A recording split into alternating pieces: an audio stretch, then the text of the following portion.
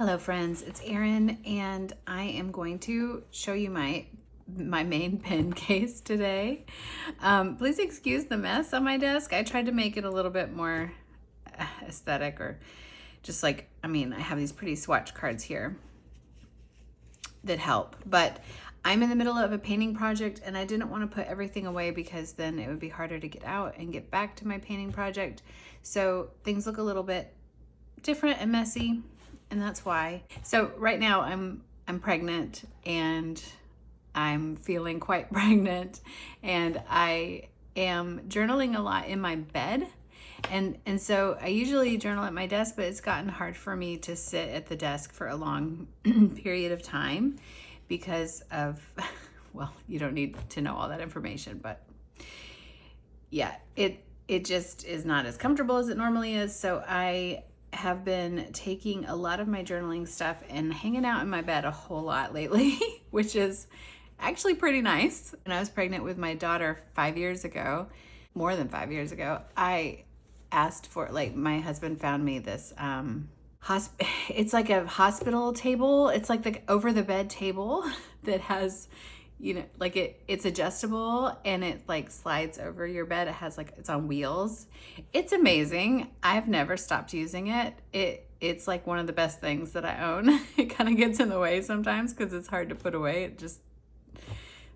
It's like not super tiny. It doesn't really fold up or anything, but I love it. It's definitely been worth its price and then some. So I've kind of been traveling, like, from my desk to my bed, and so I have a lot of these like pouches set up, and this is the main one. I think I'll probably show you other things. Like, I have an ephemera pouch, and I have my fountain pens are pretty much always in this Superior Labor little case. And anyway, so let me just get into this. This has all the essentials. This is like, and it's probably, it probably has more than I need, more than the essentials, but I'm gonna just go ahead and show you as it is now. I have a tendency to just like stick things in here, and sometimes I have to clean it out. This is as it is, which is pretty good, I think. Where should I start? I'll start here. I did do one of these videos about a year ago, maybe, what's in my pen case sort of video, and I really don't know what has changed. I didn't go back and watch that, so it'd be interesting to see if anything has changed a whole lot, but I know I've had these for a long time. These are like travel scissors by Sunstar. I bought these from Jet Pens several years ago. I don't know how long ago, 5 years, yeah, like a long time ago, 4 years. This is a fairly new mechanical pencil to me. It's by Zebra, Delgard 0.5. I don't really know what it does. It has some sort of special mechanism that does something, and I'm not really sure what. I think it might turn the lead, but I don't even know. It just looked nice to me. I've just been on a mechanical pencil kick lately, and this one, at the same time I purchased this lead. I enjoy soft lead because it's darker, especially with fine point like a 0.5. So I bought this 4B lead. So if you don't know about pencil, like graphite, H is hard and B is soft. And so the higher the number, the more it is hard or soft. So HB's right in the middle. And so like a 4H is like super hard, and that means it's gonna be light. It's gonna not break up as much on the paper. 4B is very soft, which makes it darker because it breaks up. It's soft. I don't know if that makes sense, but basically I like having darker lines, and so I bought the soft lead. I thought that might be useful for some people to know. This is an old standby, the Jetstream multi-pen. It's It has 3 colors, black and blue and red, and it is in a 0.7, I think. That's my preferred. I feel like 0.5 is a little too thin. This is the Pentel brush pen that's refillable. Yeah, I mean, I always need a good brush pen. I found I have extras on the back, and I don't know why, but this one comes in handy. And I have a couple of highlighters here. I just picked these for the colors. They're pretty, like, fairly neutral, I guess, for me. Go with a lot of things. I have a lot of highlighters. This is a new to me pen, and I bought it at, I think, Pop Shelf. They have a pen bar sort of thing where you can just buy pens individually, which is really exciting to me. I don't know why it's so exciting, but it is. And they have a lot of cool pens there. A lot of them I don't care about because I either have them or I'm not interested, but this one looked interesting to me. Unfortunately, the only thing I can tell you about it is it's Zebra. It's made by Zebra, and I don't know anything else because it's all in Japanese. And it is a, I would say it's similar to the Fudenosuke hard tip pen, I think, by, what is that, Tombow? Similar to that. This one is really nice and inky, and I found that it dries very quickly, and it has a really nice pigmented ink in it. So it's heavy on the paper, but it doesn't bleed through, and it writes on top of things that are a little bit slick, like for instance, sticker paper. And so I really like it. I don't know, like, I will try to find a link to it, but like I said, I bought it at Pop Shelf, and I don't know any other information. Okay, so down here I have my tweezers, which I bought from Amazon. They're by Sizzix. I use them for my stickers, especially my dot stickers. I have the MD paper correction tape. I was about to say whiteout, but it's the cream colored correction tape. And then I have this little stencil ruler from Traveler's Company. And I barely use it, but I just like to have it around. It can be a ruler if I need it, but the stencil part comes in handy sometimes. And then down here I have one of these tiny little Post-it note pads from Kikuyo, which I bought on JetPens. And some paper clips. I feel like something is supposed to be here, but I don't know what. We'll find out later. But okay, so I have in here, this pouch part, I have a few. So this is regular whiteout. It's made by Tombow. It's Mono Air 5. I probably bought this on JetPens. Maybe, yeah. And then this is the Kikuyo dot liner.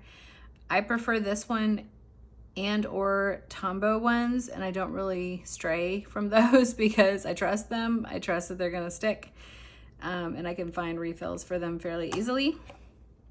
This is a tiny little stapler made by Midori. Let's see, can I remember how to use it? Because I haven't used it in a while. Oh, you gotta open it up and then you gotta push this thing. Yeah, you gotta push this thing. It took me a while to figure this out. You gotta push that thing down and then it'll staple. And it's nice and tiny and convenient and just closes up like that. Okay, over here I have stuck back in here because I don't really have to use it that often. So 2 types of glue. This is a glue pen. I feel like this should not work anymore because I bought it so many years ago. I'm talking like 2017, 2018 when I lived in Vancouver. It is made by Sakura, and I bought it at like Daiso, I think. So I don't know, it's just like a little glue pen. It does work, but it's such a tiny amount of glue. I really only use it for tiny things. And then this is a Pitt glue stick that is like, you know, kind of travel size, pen size. I don't use this a ton either, but it's good to have if I need it, if I'm away from my desk or whatever. And I bought this from Mitts at the Stationery selection a while back. Let's see. I have some pens in here, colorful pens, that's all.